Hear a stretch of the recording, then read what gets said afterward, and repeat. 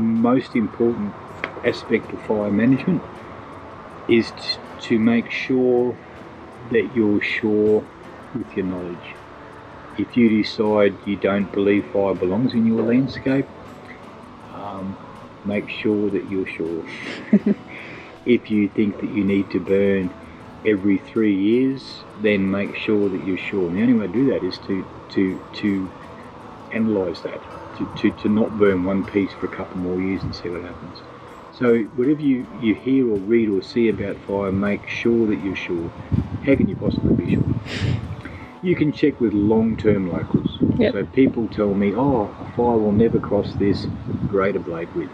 A fire will never cross this dozer blade width.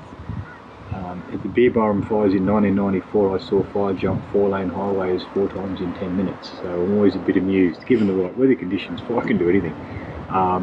So that would be the most important thing to me. If you're working on knowledge that you've been given by someone else, just do your due diligence and make sure that what you've been told is correct. And at the end of the day, be very aware that you are responsible for fire management on your own land. If you live out of town, you're responsible for your own undertaking. If you live in town, even if you've got a smoke alarm and you can ring triple O and everything else, you're responsible for having an evacuation plan, discussing with your kids, making sure that everyone knows how to unlock the various doors in the room and the house. Bush is no different. If you've got land, whether it's 1 acre or 10,000 acres, you're responsible for your own fire management on your land. So it's good to prepare and plan. What I often see happen in the response time of the year, both in Queensland and in Southern Australia, is people seem awfully unprepared. And I know that because there's someone out there with a pair of shorts, with holding a garden hose that's probably putting out 5 litres per minute, trying to deal with a fire that the expert machinery is not coping with. And I think to myself, that looks a lot like panic to me. Yeah.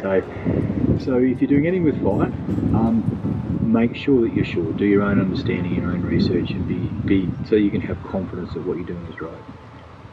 I don't know anything about fire, so I'm always looking back over my shoulder, and I believe strongly that we can learn a lot about going forward by looking back. What's been tried before, what has worked, what hasn't worked, and then just keep testing it as it goes. I really feel the calendar burners, and people will often tell me that, no, particularly in the southeast corner country, no, we always burn the week of the exhibition. Well, forgive me, but if we look at the last 10 years, the week of the exhibition, weather-wise, would have a whole range of different elements in it. So perhaps that gives them a mosaic, I don't know. Yep. But I guess I am more attuned to what's happening seasonally. Because often we end up in September, October, November in a dry period, and people then start to think about fire. Particularly on the small rural residential blocks, it's really too late to do much. And even the grader or slasher can start the fire. So you have to come back to the wet season, the end of the wet, you know what rain you've had, you know what grass and abundance of growth is going to happen. That's when you should be talking fire. Yep. It's a real challenge. It's a bit like up in my northern country. The first time they alert to the cyclones in the Coral Sea, everyone starts running around doing cyclone preparation, and you can't buy a tarp or a generator. But most long-term northerners have already figured the cyclone season's going to come. So it's about being prepared.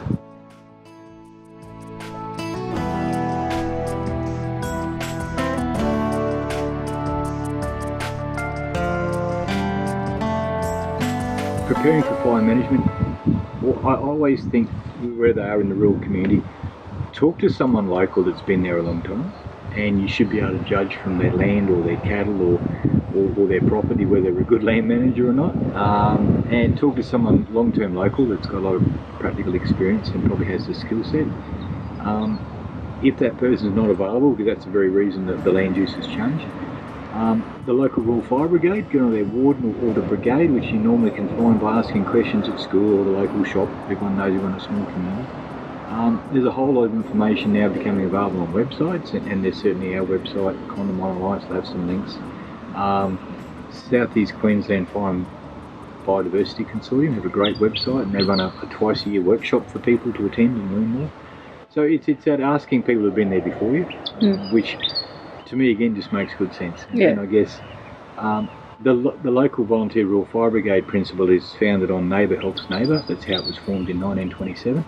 neighbour helps neighbour, because individually we would never be able to face a gone wrong fire in the late season. So the volunteer brigades found on that principle, neighbour helps neighbour, together to fight something, otherwise they would be wiped out of their land use. So I reverse that principle. If I'm somewhere new and I want to go fishing, or want to take a boat out, I wonder what that bird, plant or tree is, I tend to want to walk toward and ask someone local as to what they know, and from that conversation I'll hear some things, and then I start to evaluate that myself.